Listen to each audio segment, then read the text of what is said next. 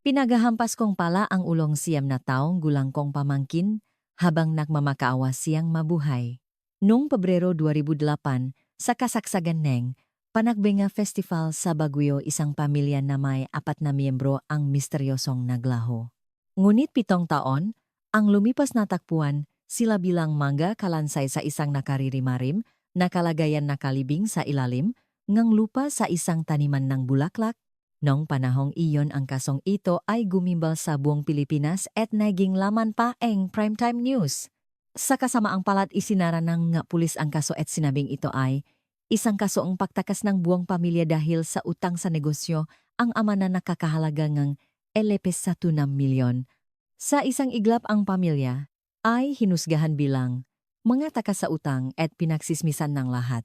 Ang matandang inangang ama ay pumanaw dahil sa samang loob matapos umiyak at igit ang kawalang kasalanan ng kanyang anak. Akala ng lahat ay tuluyan ng malilibing sa limot ang katotohanan. Ngunit 7 taon ang lumipas, sa hilagang bahagi ng kabundukan ng Benguet, habang hinuhukay ang lupa bumulaga mula sa madilim na lupa ang mga nanigas na tadyang at butonge, hitangang tao. Nakakagulat na mga labingang 2 matanda at 2 bataang natakpuang makakapatong sa isang makipot na hukay. Upang itago ang amoy ngang nabubulok na mga bangkay binuhusan pa ngang salarin ngang napakaraming apok ang libingan. Bakit ang pamilyang sinasabing tumakas ay nanatiling nakalibing sa malamig na lupa sa loob ng 7 taon? Sino ang demonyong walang gawang pumatay? Maging sa siyam na taong kulang na bunsong anak at naglibing sa kanila sa liblib na bahaging ang bundok? Upang mabigyan ng hustisya ang pamilyang ito, bago magsimula ang kwento mangyaring mag-subscribe, like at comment kung saan kayo nanonood. Ang inyong kabutihang loob ay tiyak na magbabalik ng malaking biyaya sa inyong pamilya at mga anak. Simulan na natin ang kwento. Diyos ko butong ang tao. To hindi ba noong 2015 isang malagim na insidente ang naganap sa kabundukan ng Benguet kung saan natakpuan ang ngalabingang isang buong pamilya sa isang karumaldumal na kalagayan. 4 na oras bago ang pangyayari kalagitnaan ng Abril 2015 sa Hilagang Dalisdis ng isang bulaklakan sa bundok ng Benguet. Dito abala sa paghahandang ni lupa. Para sa mga turista, si Pedro Santos, isang operator, niyang bakyo. Nang bigla, niyang pinatay ang makina at dali-daling binuksan ang bintana. Forman-forman itigil niyo muna ang ginagawa niyo at punta kayo rito dali bakit ka ba sigaw ng sigaw diyan umagang-umaga. Abala tayo sa construction. May malaking bato ka bang? Nahukay hindi bato ang problema, Forman. May mga kakaibang bagay na sumama sa lupang hinukay ko. Anong kakaibang bagay baka naman malumang ugat ng puno o basura lang yan hindi po? Sa tingin ko butong ang tao ito. Nang sumabit sa bakit nakita ko parang tadayang at butong binting ang tao at hindi lang isa. Sa nanginginig na boses ni Pedro dali-daling tumakbo ang Forman papunta sa Bekhu at sa lalim na 1.5 metro malinaw na nakikita sa bunton ngang lupa ang puting piraso ng buto na may halong pulbos ng apok. Agad na dumating sa lugar ang scene of the crime operative Soko mula sa Police Regional Office Cordillera naglagay ng police line at ipinagbawal ang paglapit sa lugar. Pumasok mismo ang mga investigador sa makipot na hukay at dahan-dahang inalis ang lupa gamit ang maliliit na brush at dulos. Kapitan, hindi lang isang kalansay ito. Makakapatong ang tao sa makipot na hukay na to. Sa laki at hugis ng mga buto mukhang 4 na tao ito. 2 matanda at 2 bata. May mga puting pulbos na nakahalo sa lupa sa paligid ng mga kalansay. Hindi kaya apog ito na hinagamit sa construction, tama ka. May isang taong sinadyang buhusan itong maraming apok para itago ang amoy ng nabubulok na bangkay at para mabilis na mawala ang ebidensya. Dahan-dahang kinuhang hepeng Soko ang bagay na tumigas na sa lupa at isa-isang inilagay sa mga evidence bag. May isang luma at sira-sirang handbag ng babay na nakalibing dito. Malapit sa handbag may 3 kalawanging cellphone na punong lupa ang nakuha rin. May mga sapatos din ngang bata. Napakaliit parang sa isang elementary student. Kunin niyo agad ang listahan ng mga long-term missing persons sa Cordillera Administrative Region at simulan ang pagtutugma. Kumuha ang nga pulis nga. DNA ang natatanging genetic information ng bawat tao mula sa mga na-recover na buto at ipinadala ito sa PNP Crime Laboratory. Makalipas ang 10 araw dumating ang resultang DNA, analysis sa mesangang investigation team sa Baguio City Police Office. Sir, lumabas na ang resultang DNA comparison. Kumpirmadong sila nga ang pamilya Reyes, si Jose Reyes at ang kanyang pamilya na naglahonong Panagbenga Festival ang 2008. Paano nangyaring ang pamilyang nawala 7 taon na ang nakalipas? Ay, matatagpuan. Bilang maga. Kalansay sa ilalim ngang lupaang festival grounds. Tukmang-tukma sa DNA ni Jose Reyes ng asawa niyang si Maria Cruz ng kanilang 14 taong gulang na anak na si Cristina at ng 9 na taong gulang na anak na si Miguel. Walang duda. Ang panahon ay bumalik sa 7 taon na nakalipas noong Sabado ng umaga Pebrero 16, 2008. Alas 7:30 ngang umaga sa harap ngang isang apartment sa San Fernando, Pampanga nakakarga ngang gamit pang piknik si Jose Reyes sa likod ngang kanyang silver na Toyota Fortuner. Si Jose ay isang simpleng padre de pamilya na may maliit na negosyo sa interior design kumikita ngang. Humigit kumulang 40,000 kada buwan para suportahan ang kanyang pamilya. Mahal na ilagay mo na ba sa sasakyan ang banig at baw nating pakain o nasa likod na? Inilagay ko na rin ang badminton racket ng mabata, yung dashcam. Gumagana ba ng mayos? Tandaan mo yung nangyari dati na nasangkot tayo sa minor accident habang nagde-deliver ng materyales kaya siguraduhin mong nakacheck yan. Nakaon may pulang ilaw. Tara na at baka matraffic pa tayo. Habang nagmamadali ang pamilya alas 7:42, umaga tumunog ang cellphone ni Maria. Isang text message mula sa kanyang kapatid na si Paulo Cruz ang lumabas sa screen. Ate, kung pupunta kayo sa Baguio ngayon subukan niyo sa Hilagang Dalisdis. Napakaganda ngang tanawin doon. Hindi yan regular na trail. Pero walang tao at tahimik tamang-tama para paglaruan ng nga bata.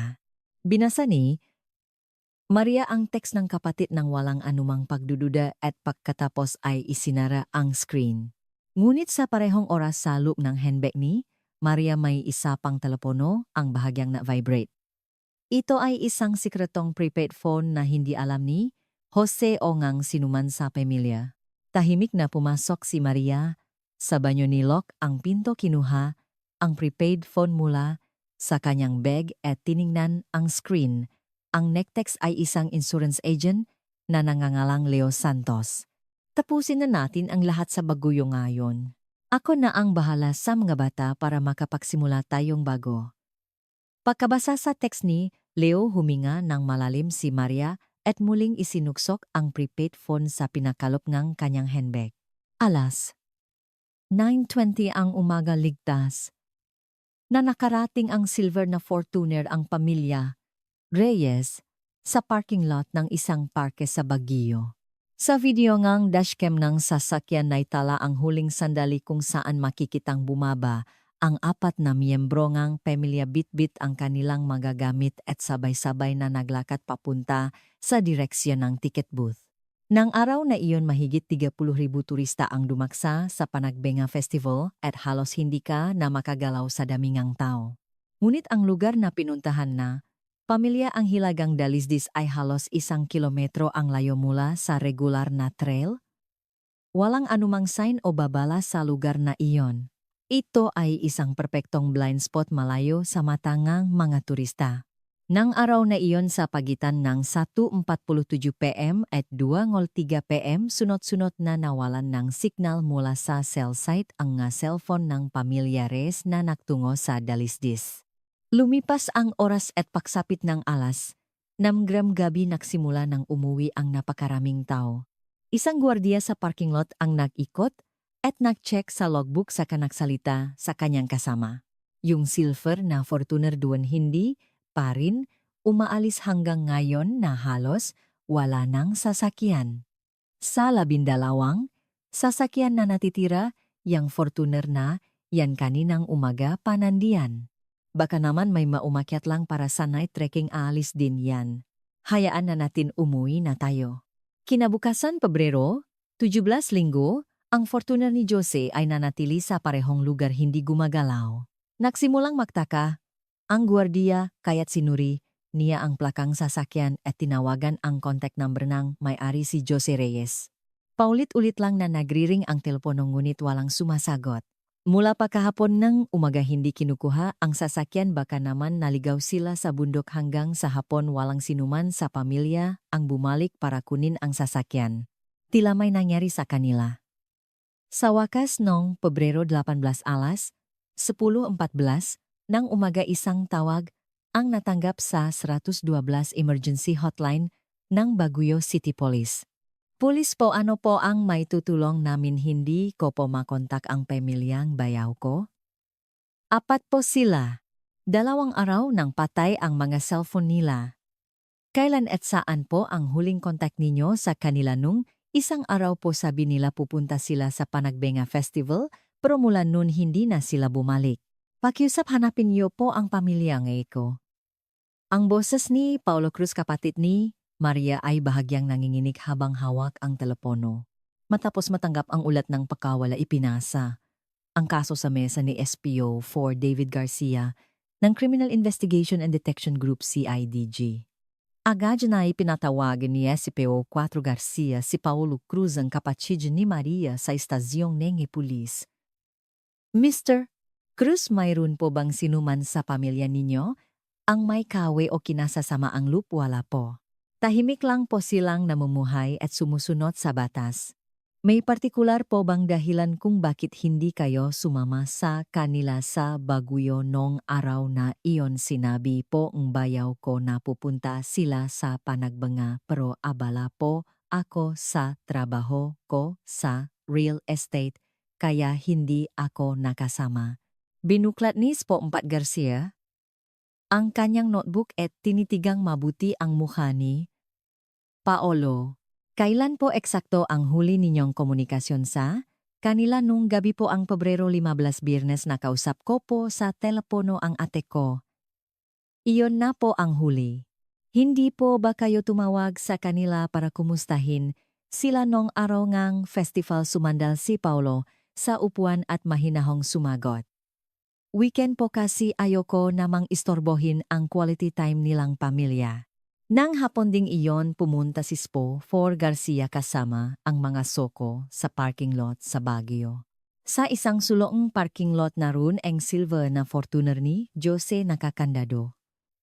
Sir, lahat pong pinto ng sasakyan ay nakalock at walang senyales ng forced entry. Sa bintana makikita pa sa likod ang banik at nga tira-tirang pakain. Ang badminton racket ng mga bata na sa upuan pa. Dumikit si SPO4 Garcia sa windshield at sinuring mabuti ang loop ng sasakyan. Kung nandito pa ang magamit nila, ibig sabihin ay may balak silang bumalik sa sasakyan.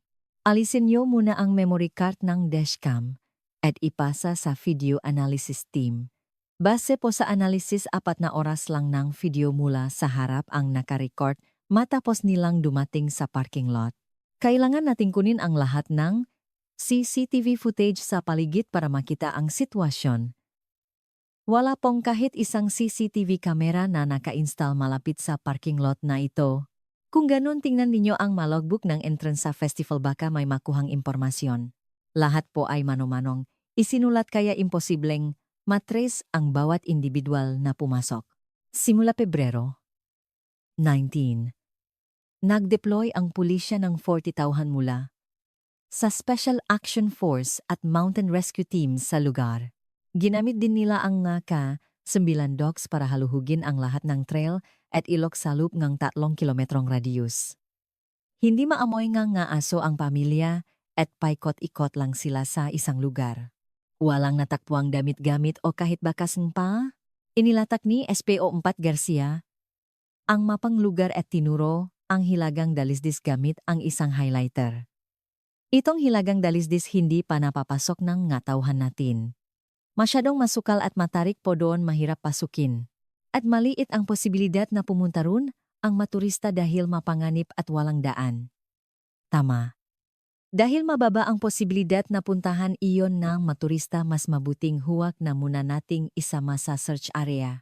Dahil dito ang mismong lugar kung saan nakalibing, ang mga labi ay hindi nasama sa masusing paghahanap ng pulisya. Kinuha ngang investigation team ang cell site access records ng pamilya mula sa telcho. Ang huling tawag mula sa cellphone ni Jose Reyes ay nung araw ng festival 11:23 umaga. Isang 38 segundong tawag lang sa isang kliyente sa negosyo. Pagkatapos nun, wala ng call record. Blanco ang phone usage history hanggang sa tuluyang mawalan ngang signal ang telepono ngang 1:47 PM. Ang cellphone naman ng asawa niyang si Maria wala ring record pagkatapos ng alas 10:06 umaga. Pareho ring oras nawalan ng signal ang mag-cellphone ng dalawang bata. Hanggang sa puntong ito hindi pa alam ng investigation team ang tungkol sa prepaid phone na nakatago sa handbag ni Maria.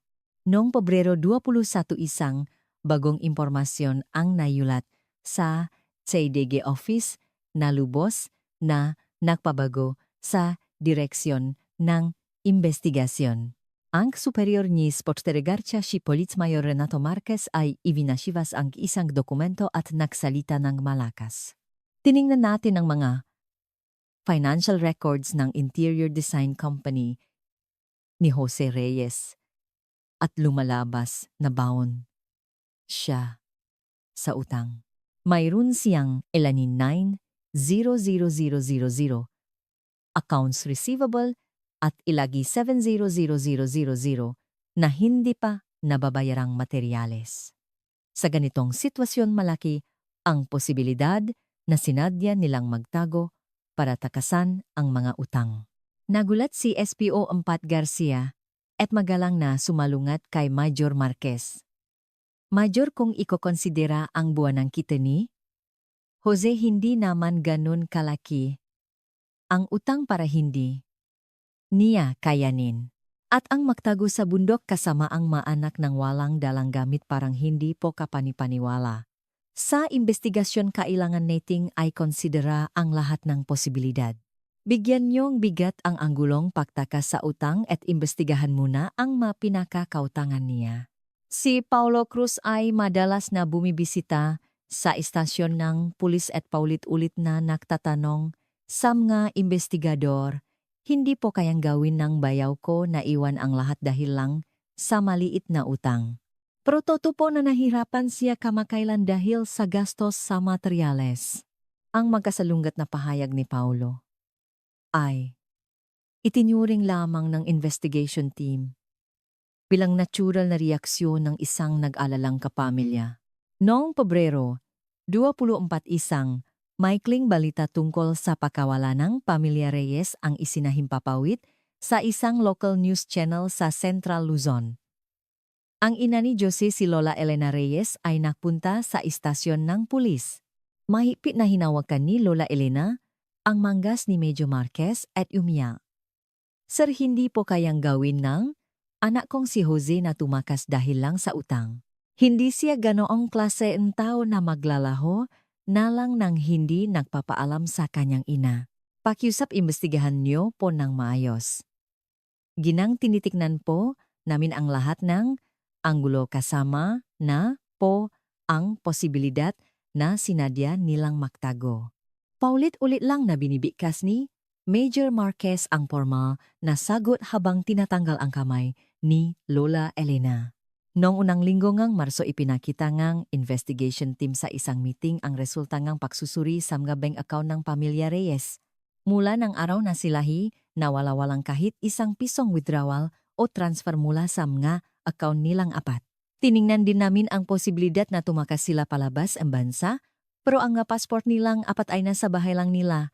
Tinuro ni SPO 4 Garcia ang screen at muling kinuwestiyon ang teorya ng pagtakas. Kung tumakas sila, kailangan nila ng pera para mabuhay, pero hindi nila ginalaw ang pera sa bangko. Iniwan nila ang mga ID at passport na malinaw na ebidensya na hindi sila umalis sa sarili nilang kagustuhan. Ngunit hindi matinag si Major Marquez sa kanyang paniniwala at unti-unting humina ang investigasyon. Noong huling bahagi ngeng Mayo 2008 pagkatapos ng 4 na buwang investigasyon na walang makabuluhang lead idineklara ng Baguio City Police ang kaso ng pakawala ng Pamilya Reyes bilang isang cold case at tinanggal ang Special Task Force. Ang file nga so ay inilipat sa isang malamig na kabinet ng hindi naresolbang kaso. Ang tanging nakakaalam na ang ngalabi nga 4 na miyembrong pamilya ay nakalibing halos 800 metro lang ang layo mula. Sa parking lot ay 2 tao lamang sa mundo nung taglagas ng 2008 nang ang kaso ay naging cold case na nagsimulang lumitaw. Ang mga bagong missing posters sa mga terminal ng bus sa Pampanga at Baguio. Ito ay MH poster na ipinagawa mismo ni Paolo Cruz, kapatid ni Maria. Manong pasilip naman po sa litrato nga pamilya nga ate ko. Nung Pebrero po nagpunta sila sa Panakbenga Festival at mula nun ay hindi na nakita. Si Paolo kahit sa malamig na panahon ay yumuyuko at nag-abot ng flyer sa matindera sa palengke at mga turista. Sa mga online forum para sa mga nawawalang tao linggo-linggo ay may bagong post si Paolo na puno ng pagsusumamo. Halos kalahating taon na ang nakalipas pero naamoy ko pa rin ang damit ng mga pamangkin ko. Ibibigay ko ang lahat ng yaman ko para lang mahanap ang pamilya ng ate ko. Pakiusap tulungan niyo ako. Ang dedikasyon ni Paolo ay napansin ng nga lokal na volunteer group at sila mismo ang lumapit sa kanya para tumulong. Mr. Cruz, alam naming nahihirapan ka. Simula ngayon tutulong na kami sa paghahanap. Maraming salamat po. Gabi-gabi na lang akong umiyak dahil sa kawalan ng pag-asa. Laging nasa unahan si Paolo, kasama ngang ma-volunteer ipinapakita ang litrato ngang kanyang pamilya sa Matao sumisigaw hanggang sa Mamaos. Sa parehong panahon, si Spo 4 David Garcia, kahit sa kanyang nga araw ng pahinga ay hindi binitawan ang kaso at madalas na bumabalik sa Baguio.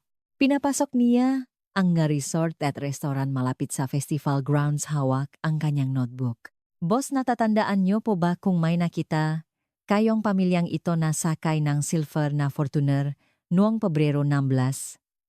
Sabados po 4, mahigit 30,000 ang taon nun paano ko. Matatandaan ang isang partikular na pamilya pagdating ng taksibol ang 2009 muling binasa ni SPO4 Garcia ang makapal na case file mula sa simula.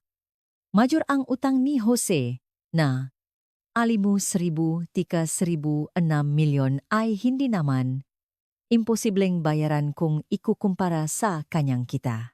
Ang magdesisyong magtago sa bundok kasama ang mga anak dahil lang sa ganong utang ay hindi po talaga kapanipaniwala. Inilapat ni SPO4 Garcia ang mga dokumento sa mesa ni Major Marquez at maring hiniling na muling buksan ang investigasyon. SPO4 Garcia, hanggat walang bagong ebidensya o testigo, wala tayong basehan para buksan muli ang isang cold case. Mayroon ka bang nakitang hinala sa kanilang mga bank records o communication logs? Wala po, pero malakas po ang kutob ko na hindi ito simpleng pagtatago. Hindi tayo maring mag-aksaya ng tauhan bes lang sa kutob. Ibalik mo na yan sa kabinet.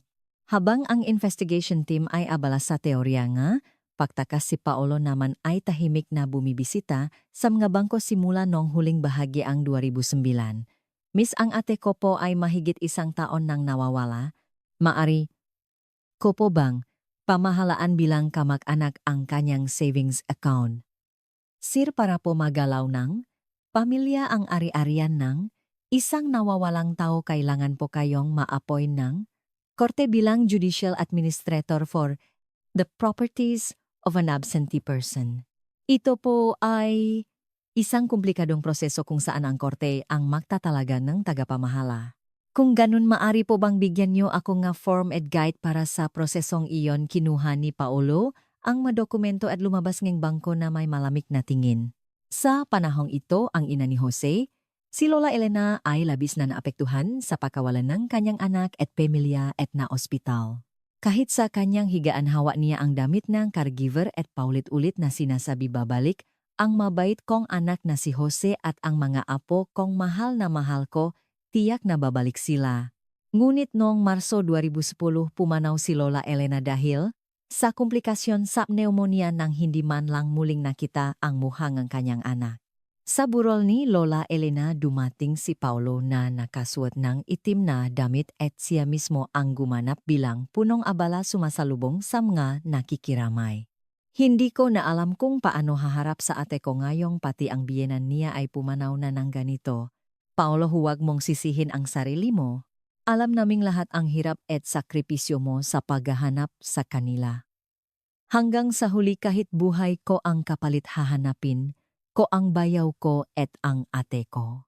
Hinawakan ni Paulo ang makamay ng makamaanak ni Jose at umiya ipinapakita ang muha ng pinakamalungkot na kapatid sa buong mundo. Ngunit pagkatapos ng libing at nang maksialisan na ang mga kamag-anak ang tunay na ginawa ni Paulo ay karumal-dumal.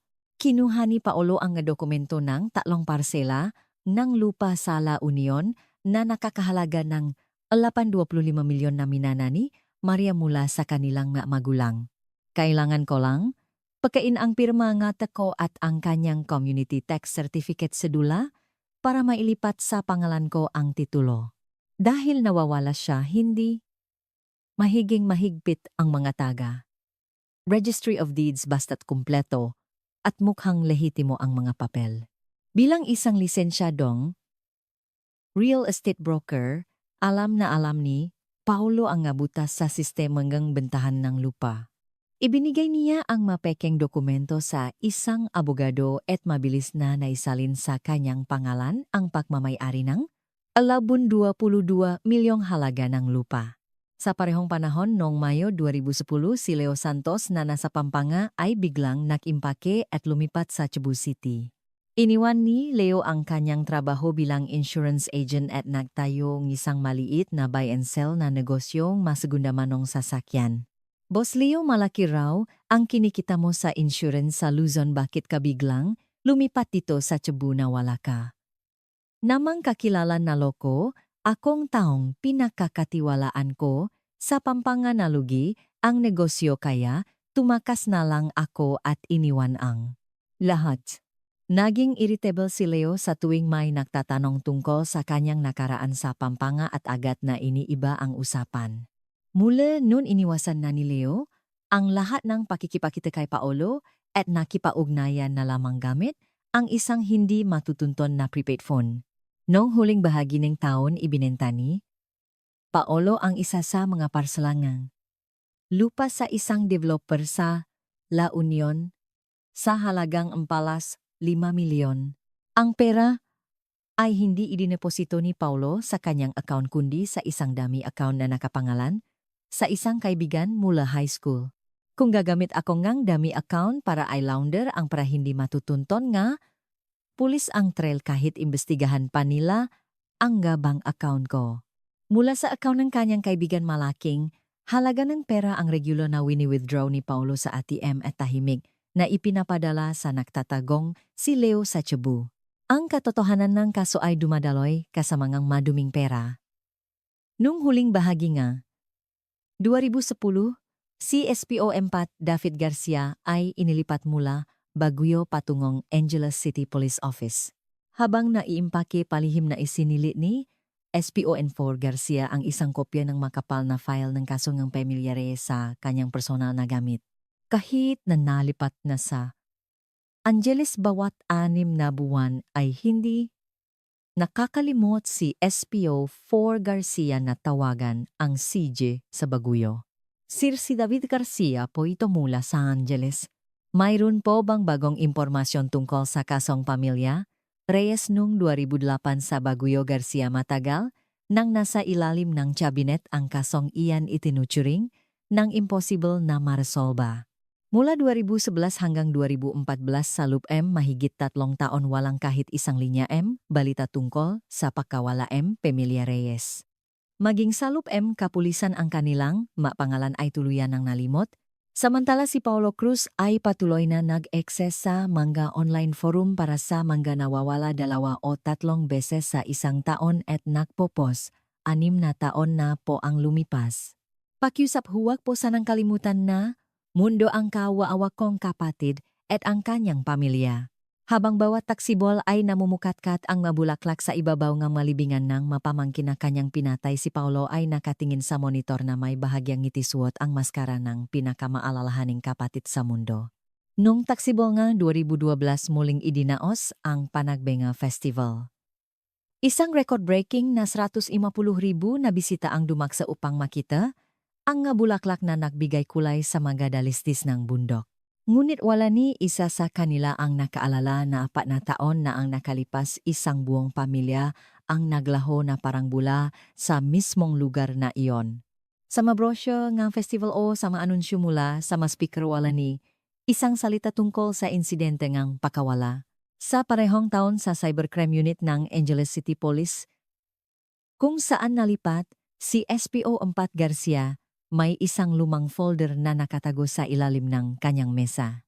Pagkatapos ni oras nege trabaho, sa isang tahimik na opisina binuksan ni Spodort Garja ang drawer at kinuha ang kopya ni file ne kaso ne pamilyares.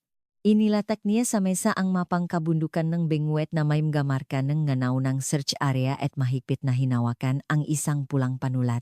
Libu-libong pulis at rescue workers ang nagaluhok sa bawat sulok ng mga trail at ilog, pero wala ni isang lit na lumabas.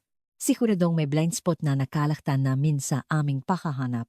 Paglipas ng isang taon tag-araw ng 2013, isang bagong talagang pulis na si Spowan Marco Villanueva, 31 taong gulang sa Baguio City. Pulis ang nag-ayos ng isang maalikabok na kabinet. Habang tinitingnan ang listahan ng mga cold case, napako ang kanyang tingin sa record ng pamilya Reyes noong 2008. 5 taon na po pala itong kaso ang pamilya Reyes. Hindi po ba kailangang buksan muli ang investigasyon? SPO1, walang natitirang ebidensya at walang suspek. Paano natin sisimulan ulit ang investigasyon sa pangaral ng kanyang senior? Sumimanggot si Spoed Villanueva at maingot na sumagot. Pero hindi po kapani-paniwala na isang buong pamilya ang bigla na lang maglalaho na parang usok sa bundok. Huwag ka nang maaksaya ng panahon diyan at asikasuhin mo na lang itong bagong kaso ng pagnanakaw. Tahimik na ibinalik ni SPO1 Villanueva ang makapal na folder sa pinakailalim ng cabinet ng mga cold case. Habang isinasantabi ngang pulisya ang kaso dahil sa kakulangan ng ebidensya, noong 2013 wini-withdraw ni Paulo ang lahat ng 8 milyon mula sa savings account ng kanyang kapatid na si Maria. Si Paulo gamit ang mapekeng dokumento ay nagpatuloy sa pagbebenta ng ikalawang parselang lupa at aktibong nagtrabaho bilang real estate broker sa La Union. Paulo, saludo kami sayo. Kahit na nawala ang pamilya ng 8 mo at nakawatak-watak ang pamilya niyo, napakatatak mo pa rin. Salamat po sa tulong ng nga kaibigan. Kung bibigay po ako, sino pa po ang mahahanap sa mga pamangkin ko? Ang mga residenteng La Union ay humanga kay Paulo. Pinupuri siya bilang isang masipag na binata na nananatiling matatag sa kabilangang kanyang sinapit. Samantala si Leo Santos na lumipat sa Cebu ay itinigil na ang pagiging insurance agent at nagtayo ng isang maliit na opisina sa isang sulok ng isang compound ng mga segunda manong sasakyan. Boss Leo, taga Luzon, karaw, bakit ka biglang napadpad dito? May malaki akong negosyo doon sa ilalim ng isang kakilala, pero nalugi kaya tumakas na lang ako. Sa tuwing may nagtatanong tungkol sa kanyang nakaraan, sumisimangot si Leo at agad na iniiba ang usapan. Noong Enero 2014, na-promote bilang police captain si David Garcia at sumasailalim sa isang training sa digital forensics. Magkakasama kahit ang mga lumang cellphone mula sa kalagitnaan ng 2000s na nasira o nabasa na at itinuturing na imposibleng i-recover, kailangan nating bigyang pansin ngayon. Gamit ang makabagong teknolohiya sa forensics, kaya na nating I-recover ang malaking bahagi ng call logs at text messages mula sa mga sirang memory chip. Habang nakikinig sa paliwanag biglang pumasok sa isip ni Captain Garcia, ang silver na Fortuner ng pamilya Reyes na naiwan sa parking lot sa Baguio. Pagkatapos ng training tumakbo siya sa labas at dalidaling tinawagan ng evidence custodian ng Baguio City Police. Captain Garcia po ito. May natitira pa po bang ebidensya tulad ng mga cellphone o personal na gamit ng pamilya mula sa kasong pakawalan noong 2008? Sir, ang kasong iyon po ay ikinlasipika bilang simpleng pakawala na walang foul play kaya wala pong anumang ebidensya na nakatago sa istasyon. Naging mas mataas ang boses ni Captain Garcia. Kung ganun, pakicheck naman kung nasaan ang silver na Fortuner na sinakyan nila. Ang sasakyan pong iyon ay isinoli na noong 2011 sa kahilingan ng kapatid ng biktima si Mr. Paulo Cruz. Sa balitang walang natitirang ebidensya na pasandal, si Captain Garcia sa pader at malalim na napabuntong hininga. Nang tila malilibing na sa limot ang katotohanan noong taglagas ng 2014, inaprubahan ng lokal na pamahalaan ng Benguet ang isang malaking proyektong panturismo para ayusin ang lupa at gumawa ng mga bagong trail sa lugar. Noong Nobyembre sama pa ang proyekto na nakapost sa website ng munisipyo, malinaw na minarkahan ang lugar sa Hilagang Dalisdis, ang mismong lugar na nakaligtaan sa investigasyon ng pulisya nun. Sa wakas ang timer nga, isang bomba na magpapasabog sa isang malagim na katotohanan na nakalibing sa malamig na lupa sa loob ng 7 taon ay nagsimula ng umandar.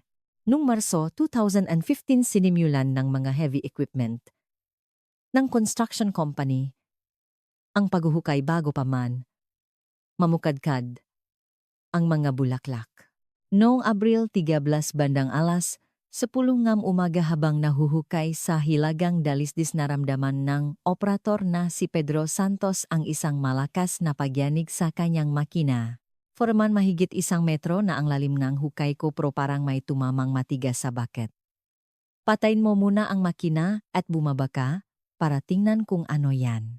Pagbaba mula, sa upuan sinimulang hukayin ni Pedro ang lupa gamit ang kamay at napasigaw. Hindi ba telang damit ito, akala ko bato pero parang butong tao na may halong apog. Namutla ang foreman at nanginginig na kinuha ang kanyang cellphone para tawagan ang 112. Agad na dumating sa lugar ang mga investigador mula sa Baguio City Police at Procursoco. Sa loob ng police line, sa loob ng 6 na oras maingat na nirecover ng mga investigador ang 4 na kalansay, isang sirang handbag at 3 kalawanging cellphone. Si SPO Satu Villanueva na naroon sa lugar ay napatingin sa maliit na sapatos eng bata na nakuha mula sa hukay at biglang nanlaki ang kanyang nga mata. Sir, ang laki ngang sapatos eng bata at ang 4 na kalansay. Paalala sa akin ng isang kasong pakawalan ng isang buong pamilya malapit dito. 2 matanda at 2 bata. Huwag mong sabihing ito, yung kasong gumimbal sa Baguio noon ito, yung cold case file na nakita ko sa kabinet 2 taon na ang nakalipas. Sigurado akong konektado ito sa pakawalan nga pamilya Reyes nung Panagbenga Festival ngang 2008. Agad na kinuha ni SPO Satu Villanueva ang kanyang radyo at inulat sa kanyang hepe na kailangan nilang ikumpara ang nga ebidensya sa record ng kaso 7 taon na ang nakalipas. Ang mapirasong buto ay agad na ipinadala sa PNP Crime Laboratory para sa DNA analysis. Makalipas ang 10 araw, isang fax ang dumating na may resulta tukmang-tukma sa DNA nina Jose Reyes, Maria Cruz, Cristina Reyes at Miguel Reyes. Sa whiteboard ng Siege Office ang salitang nawawala na nakasulat sa loob ng 7 taon na ibinura at pinalitan ng mas mabigat na salita, murder.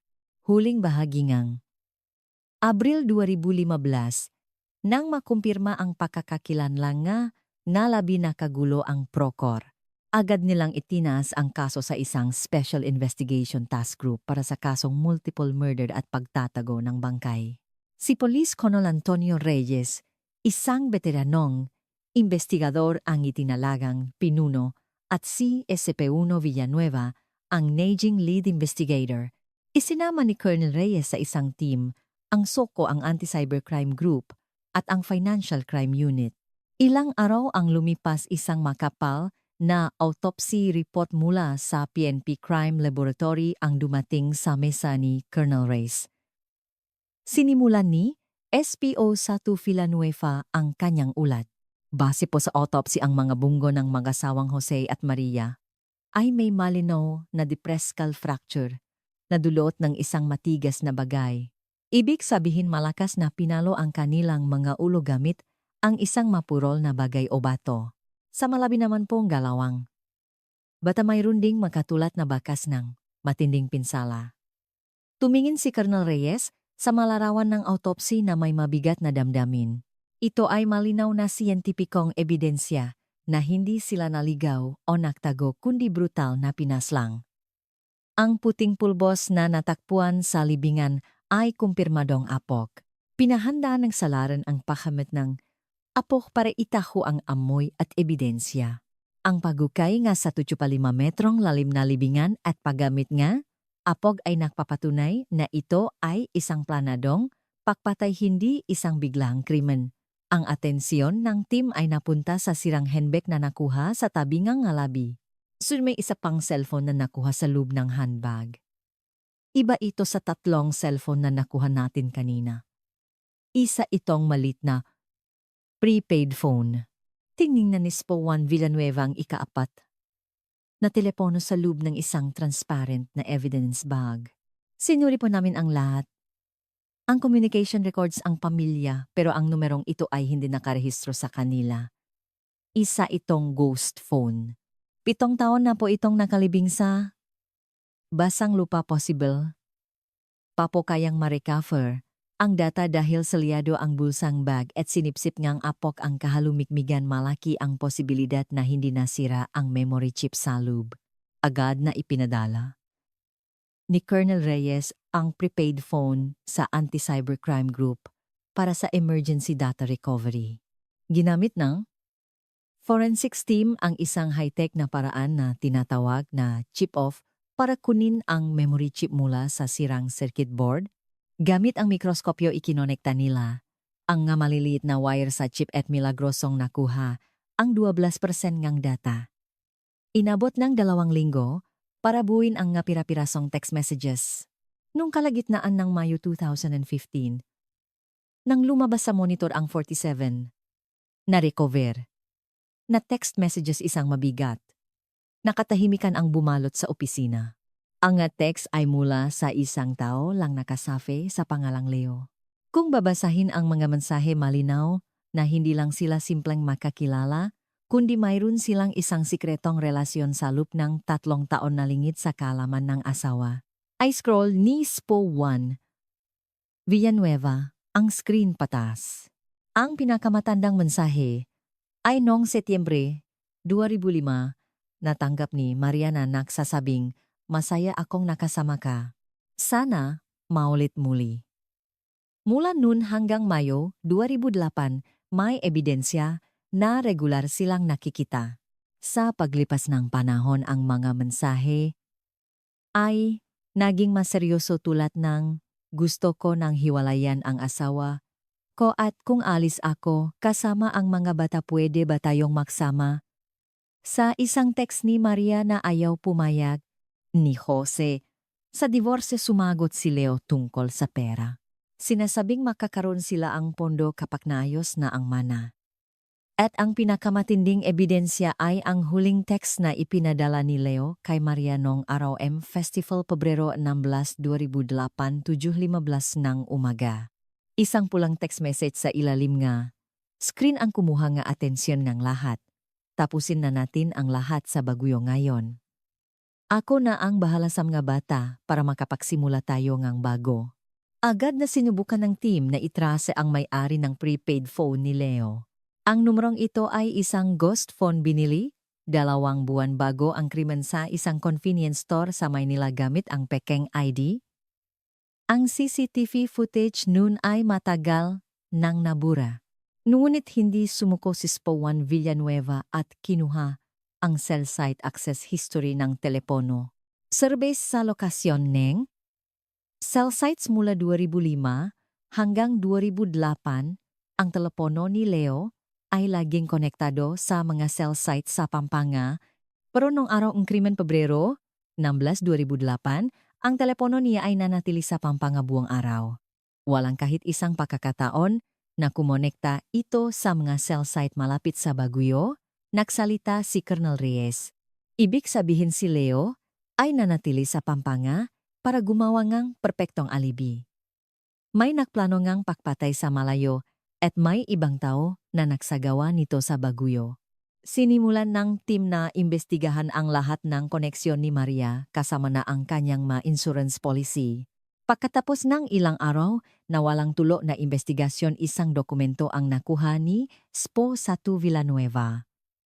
Isang life insurance policy na kinuha ni Maria noong 2005. Ang pangalan ng ahente ay Leo Santos. No mga panahong iyon nagtatrabaho siya sa isang malaking insurance company sa Pampanga. Ayon sa records, 2 taon pagkatapos ang insidente noong 2010, lumipat siya mula Pampanga patungong Cebu City. Ngayon nagbebenta na siya ng mga segunda manong sasakyan. Isinulat ni Colonel Reyes ang pangalan ni Leo Santos sa whiteboard at nilagyan ng 20 linya sa ilalim. Ituring siyang person of interest at imbestigahan ang kanyang galaw sa Cebu. Ang text message ni Maria ay bumanggit na mana at pondo. Alamin ninyo kung kaninong bulsa napunta ang mga ari-arian ni Maria pagkatapos niyang mawala. Mabilis na umalis si Juan Villanueva para kumuha ng subpena para sa mga financial records. Huling bahagi ng Mayo 2015 sa isang meeting ng Special Investigation Task Group, ipinakita sa screen ang isang komplikadong diagram ng daloy ng pera. Sir ang lapulisatu. 8 milyon sa savings account ni Maria ay nailipat lahat sa account ni Paulo Cruz sa loob ng 4 na taon simula 2009. Ang isinumite niyang dokumento sa bangko ay isang pekeng court order na nagtatalaga sa kanya bilang judicial administrator. Nakausap ko na ang korte at ang case number at pangalan ng hukom sa dokumento ay hindi totoo. Malinaw na pineke ni Paolo ang lahat. Sa whiteboard nakadikit ang mga detalye ng 3 parselangang lupa sa La Union na nakakahalaga ng 510 milyon na minana ni Maria. Ang pagmamay-ari ng malupang ito ay nailipat din sa pangalan ni Paolo noong 2010 gamit ang mga pekeng dokumento. Ibinenta niya ang isa sa malupa sa halagang 57.5 milyon. Natuklasan ng team na ang pera ay hindi pumasok sa account ni Paolo. Ang 57.5 milyon ay idineposito sa isang dummy account na nakapangalan sa high school friend ni Paolo na si Rico Fernandez. Ipinakita ni SPO Satu Villanueva ang isang larawan ng ATM sa Cebu. Mula sa dummy account ni Rico, 4 milyon ang inilipat sa isa pang account sa Cebu. Ang may-ari nga account na iyon ay isang malapit na kaibigan ni Leo Santos. Kinuyom ni Colonel Reyes ang kanyang kamao at hinampas ang mesa. Tingnan ninyo ang lahat ng CCTV footage ng mga ATM sa Cebu kung saan wini-withdraw ang pera. Nagawa na po namin. Ang taong regular na withdrawn malilit na halaga, nakasuot ng sombrero at maskara, ay si Leo Santos mismo. Ang dugot pawis na yaman ng biktima ay eksaktong hinati sa pagitan ng kanyang kapatid at ng kanyang kalaguyo. Hindi ito nakataon lang. Itaas ang status ni Paolo Cruz bilang primary suspect kasama ni Leo Santos at halungkatin ang lahat ng koneksyon nila. Bumalik ang digital forensics team sa mga lumang call records ni Paolo noong 2008. Sa noong unang investigasyon, isang cellphone number lang ni Paolo ang sinuri natin. Ngayon natuklasan namin na mayroon siyang pangalawang prepaid phone Inilata ni SPO1 Villanueva ang Macolox, ang sikretong prepaid phone ni Paulo at ang prepaid phone na hinamit ni Leo para mag-text kay Maria ay may napakaraming tawag sa isa't isa. Mula Enero hanggang Mayo 2008 may 83 na tawag at 29 na text messages sa pagitan nilang dalawa. Habang papalapit ang Panagbenga Festival, dumadalas ang kanilang pag-usap. Noong Mayo 14,16 bago ang krimen araw-araw silang nag-usap. Ang pangalawang prepaid phone ni Paulo ay agad na pinutol isang buwan pagkatapos ang krimen, isang malinaw na pagtatangka na magtagong ebidensya. Kahit na kumpleto na ang circumstantial evidence, kailangan pa rin ng isang matibay at direktang ebidensya mula sa araw ng krimen. Ang huling pag-asa ng team ay ang lumang dashcam mula sa Fortuner ni Jose. Sir, ang sasakyan mismo ay na-scrap na noong 2011. Pero ayon sa records ng junk shop, ang dashcam unit ay hindi sinira kundi tinanggal para ibenta. Agad na naktungo si Spued Villanueva at ang kanyang matauhan sa isang malaking yung shop sa Bulatsan. Sa isang maalikabok na kahon sa isang istante, sa gitna ngang malumang piyesa na hanap nila ang hinahanap. Nahanap ko na ito ang mismong dashcam unit na tinanggal mula sa Fortuner ni Jose noong 2008. Maalikabok pero nakasaksak pa rin ang maliit na memory card. Ang dashcam ay maingat na inilagay sa isang ziploc bag at dinala sa PNP Anti-Cybercrime Group. Dahil sa 7 taong pagkakatambak sa junk shop, halos lahat ng data sa memory card ay nabura na. Halos lahat ng data ay wala na, pero may 3 maliliit na fragment ng video file mula Pebrero 16, 2008 ang milagrosong natira. Kung mapagduduktong natin ito, baka may makita tayong malabong imahe. Pagkatapos ang 10 araw at gabi ang walang tigil na trabaho, 3 maikling black and white video clips na may kabuwang 47 segundo ang lumabas sa monitor. Ang unang 17 segundong video ay kuha noong 9:20 gram umaga kung saan makikita ang likod ng pamilya habang bumababang ang sasakyan. Ang ikalawang 8 segundong video kuha 11:48 gram umaga ay nagpapakita lamang ng mapa nga turistang dumadaan. Ngunit ang huling 2 segundong video ang nagpabago sa lahat. Ang ikatlong video ay kuha bandang 4:37 ng hapon. Isang itim na pickup truck ang nakaparadam nga 10 metro ang layo mula sa sasakyan ni Jose. Mula sa likod ng truck, isang lalaki ang kumuha ng 2 pala at isang puting sako ng apoh at naglakat papunta sa direksyon ng Hilagang Dalisdis. Masyadong malabo ang video para makilala ang mukha ng lalaki, ngunit ang kanyang taas pangangatawan at ang suot niyang jacket ay halos kapareho ng kay Paulo Cruz. Sinubukang linawin ang plaka ang truck pero hindi makita ang mga numero. Kung ganun ay check ninyo sa LTO ang lahat ng rehistradong itim na pickup truck noong Mayo 2008 na nakapangalan kay Paulo o sa mataong malapit sa kanya. Makalipas ang 1 oras, isang vehicle registration ang lumabas sa monitor na tugma sa pangalan ng may-ari ng dumi account. Sir, nakahanap ako ng isang 2005 model na itim na pickup truck na nakarehistro sa pangalan ni Rico Fernandez, ang high school friend at may-ari ng dumi account ni Paulo.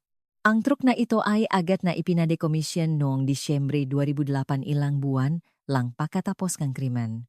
Ang 83 tawa, ang daloy ng pera, ang milagrosong video mula sa dashcam at ang rehistro ng sasakyan, ang lahat ng pirasong puzzle na nakatago sa loob ng 7 taon ay unti-unti nang nabubuo. Noong unang bahagi nga, Hunyo 2015, nagsagawa ang team ng isang detalyadong profiling para patunayan na ang lalaki sa video ay si Paulo. Base sa analisis, ang taas ng lalaki sa video ay tinatayang 5.8. Ang lapat ng kanyang balikat habangang hakbang at ang sukat ng jacket ay perpektong tumutugma sa physical profile ni Paulo Cruz. Sa halip na arestuhin agad si Paulo, nagpasya si Colonel Reyes na unahin muna ang nga taong nasa paligid niya. Kung huhulihin natin siya, agad itatanggi niya ang lahat. Unahin niyo, si Rico Fernandez ang may-ari ng dummy account at ng pickup truck. Si Rico Fernandez, isang construction worker, ay dinala sa istasyon ng pulis. Sir, wala po talaga akong alam.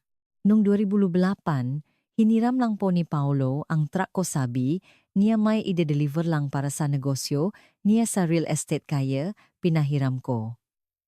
Inilapak ni SPO1 Villanueva ang mga bank statement sa harap ni Rico. Kung ganon, ano itong seman? 5 milyon na pumasok sa account mo mula sa account mo, 4 milyon ang napunta sa isang Leo Santos sa Cebu. Ito ang ebidensya. Namutla si Rico at pinakpawisan. Sir, nakiusap po si Paulo na gamitin ang account ko dahil sa tax, pumayag po ako. Hindi ko po alam kung saan nanggagaling o saan napupunta ang pera. Ilang araw lang po niyang hiniram ang truck noong Pebrero 2008. Wala po akong kinalaman sa pagpatay. Hinampas ni SPO1 Villanueva ang mesa. Sabihin mo sa akin ang eksaktong petsa kung kailan hiniram ni Paulo ang truck mo. Noong Pebrero 15, 2008, Bayernes ng hapon kinuha niya ang truck. Isinoli niya noong gabi ng Pebrero 17, linggo. Nang isoli niya ang truck, may napansin ka bang kakaiba? Nang kinuha ko ang truck, puno nga pulang putik ang magulong at sa hingang likod. May 2 paladin na nakalagay sa isang sulok.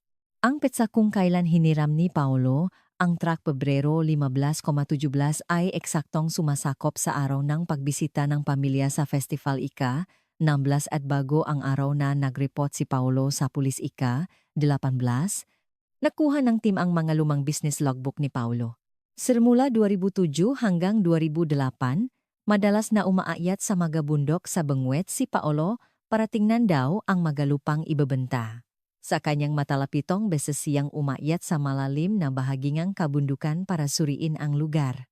Ipinakita ni SPO1 Villanueva ang mapa sa screen. Ang lugar na pinuntahan niya ay kasama ang eksaktong lokasyon sa Hilagang Dalisdis kung saan natakpuan ang malabi. Ginamit niya ang kanyang kaalaman sa real estate para makahanap ng isang perpektong blind spot, isang lugar na walang turista at walang signal ng cellphone para paglibingan ng kanyang nga biktima. Napabuntong hininga si Colonel Reyes. Hindi ito isang biglaang krimen. Ito ay isang demonyong plano na pinag-isipan ng matagal mula sa lokasyon ng libingan hanggang sa paraan ng pagtakas.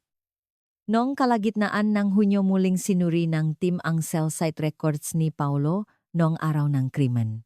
Sa unang investigasyon sinabi ni Paulo na nasa opisina lang siya sa La Union buong araw. Pero ayon sa cell site data, ang telepono niya mula 8:30 gram umaga hanggang 9:00 gabi ay konektado sa mga cell site malapit sa Baguio. Napahawak sa kanyang si Colonel Reyes. Ang opisina niya sa La Union ay mahigit 1 oras ang layo sa Baguio. Imposibleng mangyari na nasa opisina siya, pero ang telepono niya ay nasa Baguio. Isang mabigat na pagsisisi ang bumalot sa team. Noong 2008, dahil sa awa namin sa kanya bilang isang nagluluksa, na kapamilya hindi namin sinuri ng maigi ang kanyang alibi. Ito ang pinakamalaking pagkakamali na nagbunga ng 7 taong misteryo. Noong huling bahagi ng Hunyo bago arestuhin si Paulo, nakipag-ugnayan si Colonel Reyes sa CIDG 7 sa Cebu para sa isang sekretong operasyon. Bantayan ninyo ang lahat ng galaw ni Leo Santos, ang kanyang pera, komunikasyon at i-monitor ang immigration para hindi siya makatakas. Sa mga financial records ni Leo na ipinadala mula sa Cebu, isa pang nakakagulat na impormasyon ang lumabas. Sirbukot sa 4 milyon na nakuha niya, may isa pa. Mula Hunyo 2008 hanggang Abril 2010, buwan-buwan nagpapadala si Paulong P40,000 hanggang P80,000 kay Leo. Ang perang ito ay galing sa P1, 8 milyon na savings account ni Maria na wini-withdraw ni Paulo. Ang sahot na ito mula sa kapatid ng biktima patungo sa kasapwat sa pagpatay ay isang matibay na ebidensya ng kanilang 2 taong sapwatan pagkatapos ng krimen. Sinuri din ng team ang listahan ng mga kliyente ni Leo noong siya ay insurance agent pa. Mula 2003, ang nga target ni Leo ay nga mayayamang babaeng may asawa na nasa edad 30,40. Gamit ang kanyang galing sa pananalita kinukuha niya ang look nila. Isang nakakatakot na imahe ni Leo ang nabuo sa isipan ng team. Si Leo ay hindi lang isang kalaguyo na nadamay sa krimen, siya ang utak. Nang malaman niya ang tungkol sa P25 milyong mana ni Maria, ginamit niya ang kanyang matatamis na salita para kumbinsihin ang kapatid na si Paulo na patayin ang buong pamilya para sa pra. Noong unang bahagi ng Hulyo, matapos suriin ang lahat ng ebidensya, tumayo si Colonel Reyes. Humiling na tayo ang arrest warrant para kina Paulo Cruz at Leo Santos para sa kasong multiple murder at pagtatago ang bangkay. 2 araw ang lumipas, dumating ang arrest warrant. Ang oras ng pagbagsa ng maskara ng 2 demonyo na nagpanggap bilang isang maawayng kapamilya at isang sawimpalat na negosyante sa loob ng 7 taon ay dumating na. Noong Hulyo 8, 2015, madaling araw 6:00 umaga. Sabay-sabay na kumilos ang nga team mula sa Procor at CIDG. 7. Ang team na pinamumunuan ni Colonel Reyes ay pinalibutan ang bahay ni Paulo sa La Union. Paulo Cruz, buksan mo ang pinto, pulis ito. Nang halos masira na ang pinto, binuksan ito ni Paulo na nakapantulok pa. Bakit po may pulis, may bago po bang balita tungkol sa kaso nga teko? Ipinakita pa rin ni Paulo ang muhang isang nag-aalalang kapamilya. Ngunit tinilabas ni Colonel Reyes ang arrest warrant. Paulo Cruz, inaresto ka namin para sa pagpatay sa pamilya, Reyes at pagtatago ne kanilang mga bangkay. May karapatan kang manahimik at kumuha ne abogado. Nang marinig ang mga salitang pagpatay at pagtatago ngang bangkay, bahagyang nanginig ang mga talukap nga mata ni Paulo, namutla at hindi na nagsalita.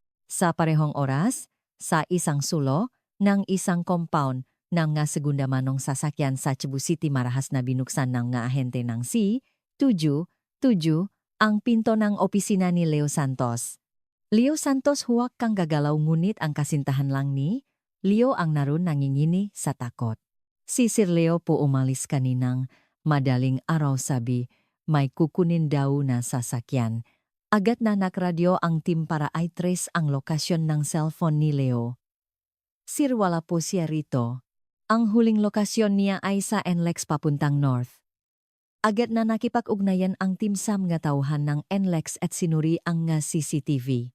Isang puting Hyundai Grandeur na nakapangalan kay Leo Santos ang dumaan sa Balintawak Toll Plaza kaninang 5:47 ng umaga, tumatakbo papuntang north. Ito ay 13 minuto lamang bago katukin ng team ni Colonel Reyes ang bahay ni Paulo. Malamang may nagtip sa kanya. May magkakapitbahay na nakapansin sa amin na nagmamaman sa bahay ni Paulo. Agad na naglabas ng nationwide alert ang PNP para kay Leo Santos. Base sa mga CCTV, tumakbo si Leo papuntang north, lumiko sa Stex at tila patungo sa Subic. 3 oras ang lumipas, 9:12 ng umaga. Isang tawag ang narinig sa radyo ng mga pulis sa Olongapo. Isang puting Grandeur na tumutugma sa plaka any wanted vehicle ang namatan sa isang gas station dito sa Subic. Ang suspek na si Leo Santos ay nasa loob NH convenience store. Nang makita ni Leo ang padating ng mapulis, tumakbo siya papunta sa kanyang sasakyan. Ngunit bago pa man niya mahawakan ang pinto, dinamba na siya ng 3 pulis. Leo Santos, huwag kang pumalag, inaresto ka namin para sa multiple murder. Habang pinuposasan, binuksan ng mga pulis ang trunk ng kanyang sasakyan. Sa loob may magagamit na handa para sa pagtakas, isang valid na passport, P300,000 cash at mga damit. Malinaw na plano niyang tumakas palabas ng bansa gamit ang barko mula sa Subic. Sina Paulo at Leo ay ikinulong sa makahiwalay na selda para hindi sila makausap. Unang inintroga si Paulo noong Hulyo 9. Paulo, alam na namin ang lahat. Umamin ka na. Ikaw ang pumatay sa bayah mo sa ate mo at sa makapamangkin mo 7 taon na ang nakalipas. Sir, inosente po ako. Hindi ko po alam kung bakit sila namatay ng ganun. Inamin ko pong pineke ko ang nga dokumento para makuha ang ari-arian nila. Pero pagpatay paano ko, magagawa iyon sa sarili kong kadugo, umiyak si Paulo habang itinatanggi ang lahat. Inilapag ni SP1 Villanueva ang call logs. Kung gano-ano itong 83 tawag mo sa isang Leo Santos gamit ang sikreto mong prepaid phone noong 2008. Leo Santos, ngayon ko lang narinig ang pangalang iyan. Baka wrong number lang? Inilabas naman ni SP1 Villanueva ang testimonya ni Rico. Umamin na ang kaibigan mong si Rico na hiniram mo ang truk niya noong Pebrero 15, isinoli noong ika 17 na punong ang putik at may dalawang pala sa likod. At ang P4 milyon mula sa pinagbentahan ng lupa ay napunta sa account ng Leo Santos na iyan. Nang makita ang mga ebidensya na simulang manginig ang mga labi ni Paulo at hindi naksalita sa loob ng 40 segundo. Pagkatapos yumuko siya at bumulong, gusto ko pong tumawag ng abogado. Mananahimik po ako hanggang sa dumating siya. Kinabukasan si Leo naman ang inintroga. Bilang isang magaling na insurance agent, sinubukan niyang lusutan ang sitwasyon. Sir, inaamin ko po na may relasyon kami ni Maria, ikinahihiya ko po iyon. Pero pagpatay ang kapatid niyang si Paulo ang gumawa nun mag-isa. Nagpadala lang siya sa akin ng pera bilang kabayaran daw sa utang kaya tinanggap ko. Itinuro ni Leo ang lahat ng sisi kay Paulo. Ipinakita ni Colonel Reyes sa monitor ang na-recover na text message. Leo, nung Pebrero 162008715 ng umaga, ito ang huling text mo kay Maria. Tapusin na natin ang lahat sa Baguio ngayon. Ako na ang bahala sa mga bata. Hindi ba't ikaw mismo ang nagutos ng pagbatay? Nagsimulang magpanik si Leo pero nagbatuloy sa pagsisinungaling. Hindi po ang gibig. Sabihin niyan ay tapusin na namin ang aming relasyon. 4 na araw na paulit-ulit na inintroga ang dalawa, ngunit patuloy silang nagsisisihan. Kahit na may matibay na circumstantial evidence, kulang pa rin ang isang direktang ebidensya na magpapatunay kung ano ang eksaktong ginawa nilang dalawa sa bundok. Kailangan na nating ilabas ang huling barahan natin. Hawak ni Colonel Reyes ang isang USB. Sa loob nito ay ang 22 segundong video mula sa dashcam. Ang likod ng lalaki na may dalang pala at apog, at isang malinaw na detalye sa kanyang jacket na lumabas pagkatapos ng video enhancement. Hulyo 15 sa interrogation room. Si Colonel Reyes na mismo ang humarap kay Paulo. Paulo, 7 taon kang umarte bilang pinakamaawaing kapatid. Ngayon ang katapusan ng palabas mo. Ipinakita niya ang video sa laptop habang pinapanood ng laki ang nga mata ni Paulo. Itinigil ni Colonel Reyes ang video sa bahagi kung saan kitang-kita ang likod ng lalaki. At pinalaki ang isang detalye sa kanyang jacket. Dun malinaw na nakasulat ang pangalan ng La Union Real Estate Brokers Association at ang kanyang sariling membership number. Ikaw ang lalaking iyan, hindi ba hindi makapagsalita si Paulo? Pagkatapos isang minuto, isinubsob niya ang kanyang muka sa kanyang mega kamay at yumuko sa mesa. Hindi ko na kailangan abogado. Aming na po ako. Ang maskara na kanyang isinuot sa loob ng 7 taon ay tuluyan ng gumuho. Nagsimula ang kanyang confession sa pera. Unang kumontak sa akin si Leo noong 2007. Inamin niyang may relasyon silang ate ko. Sabi niya gusto nang hiwalayan ng ate ko ang asawa niya pero ayaw pumayag. Pagkatapos sinabi niya na tulungan ko siyang ayusin ang problema sa P25 milyong man ang ate ko. Noong una tinanggihan ko, pero nang ipangako niya sa akin ang pramula sa isang parsalangang lupa, nagdilim ang paningin ko. Noong 2008, naging isang konkretong plano na ang kanilang sabuatan. Ginamit ni Paulo ang kanyang trabaho para mahanap ngang perpektong lokasyon sa kabundukan ng Benguet. Naisip nila na sa kasagsagan ng Panagbenga Festival madali silang makakapagtago sa daming ang tao. Noong gabi bago ang krimen na usap sila ni Leo, bukas ako ang unang magte-text sa ate ko kung saan pupunta. Pagkatapos mag-text ka rin para hindi siya magduda. At ganun nga ang nangyari. Ang dalawang text message na may 27 minutong pagitan ang nagdala sa pamilya sa kanilang kamatayan. Dumating si Paulo sa Baguio ng maga. Sakay ng pickup truck na may dalang mga pala at apog. Nagpanggap siyang turista at pinag-aralan ang galaw ng mga tao. Nang dumating ang pamilya Reyes, muli siyang nag-text kay Maria. Ate, mamayang hapon kapag wala ng masyadong tao, pumunta kayo sa Hilagang Dalisdis. Maganda doon. Walang kamalay-malay, sinabi ni Maria sa kanyang asawa. Mahal, sabi ni Paulo, may magandang view daw doon, punta tayo mamaya. Bandang alas 2 ng hapon lumihis ang pamilya mula sa regular na trail at nagtungo sa bitak na inihanda ni Paulo. Doon nawala ng signal ang kanilang cellphone. Pagkatapos ang 3 oras nang wala ng tao, lumabas si Paulo mula sa kanyang pinagtataguan, may dalang malaking bato. Unang pinukpok ko sa ulo ang bayaw ko. Nang sumigaw ang ate ko, siya ang isinunot ko. Tapos hinabol ko ang dalawa kong pamangkin na umiyak at tumatakbo at pinagahampas ko silang pala. Hinampas ni Colonel Reyes ang mesa. Hindi ba't kasapwat din si Maria, siya ang nagdala sa pamilya niya doon? Hindi po. Pumayag po siya sa plano, pero ang alam niya, ang asawa lang niya ang target at ililigtas ko ang nga bata. Ang planong patayin din? Ang nga bata ay sa amin lang ni Leo. Hindi po niya alam. Ang text ni Leo na tapusin na natin ay may 2 kahulugan. Para kay Maria, ito ay ang pagtatapos ng kanyang problema sa kasal.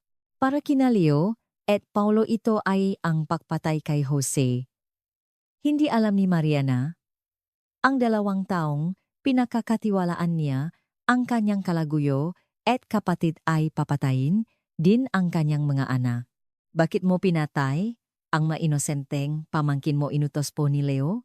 Sabi niya sila lang ang testigo. At kapag nalaman ng ate ko na ako ang pumatay sa mga anak niya, magsusumbong din siya sa pulis.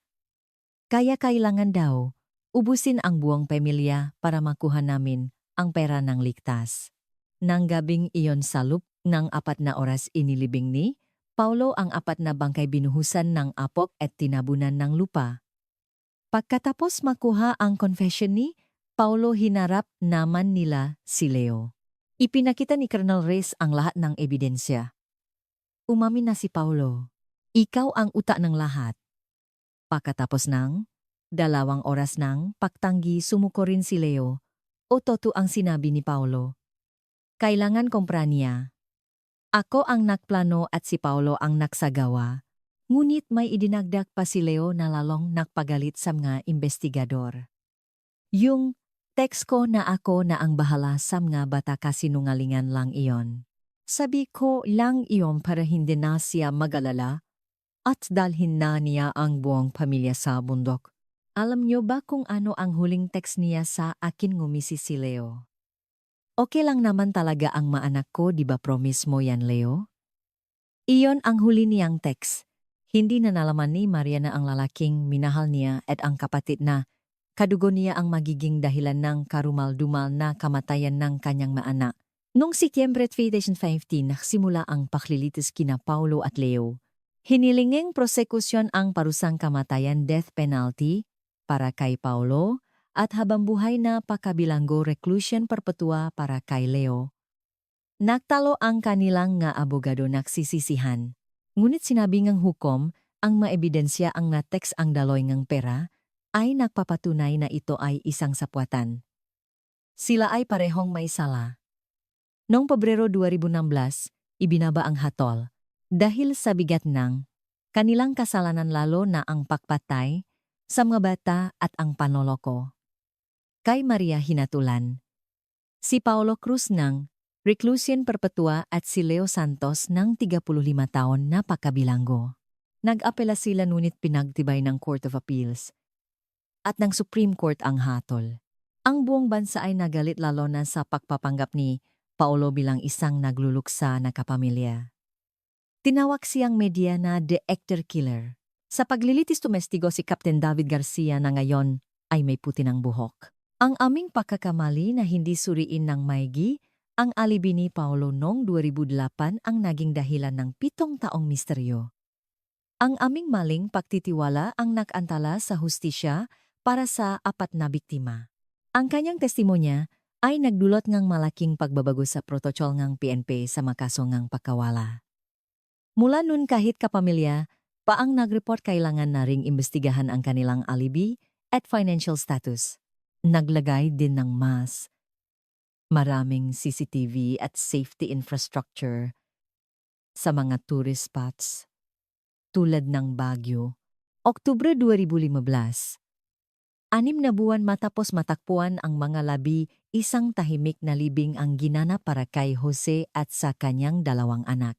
Dumalo ang kanilang makaanak at ilang ma-volunteer na kasama ni Paolo sa paghahanap nun. Nakaroon ng mahabang debate kung saan ililibing si Maria, para sa marami siya ay kasapwat sa pagpatay. Ngunit para sa iba siya rin ay isang biktima na nilinlang at pinatay. Sa huli na pagdesisyonan na ilibing si Maria, sa tabi ng kanyang asawa at mga anak. Sa isang malamig na lapida makakasamang nakaukit ang 4 na pangalan. Si Captain Garcia, na hindi binitawan ang kaso, ay nagretiro noong 2018. Ang hindi ko paglutas sa kasong ito sa loob ng 7 taon ang pinakamalaking pagsisisi sa aking karera bilang pulis. Kung hindi natakpuan ang Bekhu ang mabuto baka tuluyan na silang nalimot, ang Panagbenga Festival ay patuloy na idinaraos bawat taon. Sa libu-libong turistang masayang napipicture ilan na lang ang nakakaalala sa trahedyang naganap sa likod ng magagandang bulaklak. Ngunit malapit sa lugar kung saan sila natakpuan, may isang maliit na alaala, isang bato na may nakaukit na petsa, Pebrero 16, 2008 at ang mapangalan ng Pamilya Reyes, sa araw na iyon sa gitna ng 30,000 na tao. 800 metro lang ang layo mula sa kasiyahan isang pamilya ang tuluyang binura sa mundo. At sa loob ng 7 taon 7 beses na namukatkad, ang mga bulaklak sa ibabaw ng kanilang libingan. Ang mga bulaklak ay hindi nakalimot ngunit ang 4 na taong nakalibing ay hindi makakabalik hanggat hindi hinuhukay ang katotohanan. Ang mapekeng luha na dulot ng kasakiman ay nilinlang ang mundo sa loob ng 7 taon. Ngunit kahit gaano kalalim ang hukay hindi nito kayang itago ang katotohanan magpakailanman. Sa dulong karumal-dumal na kasakiman ang tanging natira, ay kahihiyan at mabigat na kaparusahan. Naway ang mga kaluluwa na 4 na miyembrong pamilya ay makahanap ng kapayapaan. Kung nakinig kayo hanggang sa dulo mag-iwan pong komento para sa pamilyang nagdusa. Ang kabutihang ipinapakita sa iba ay tiyak na magbabalik sa inyo at sa inyong nga anak ng libu-libong biyaya. Maraming salamat sa pakikinig.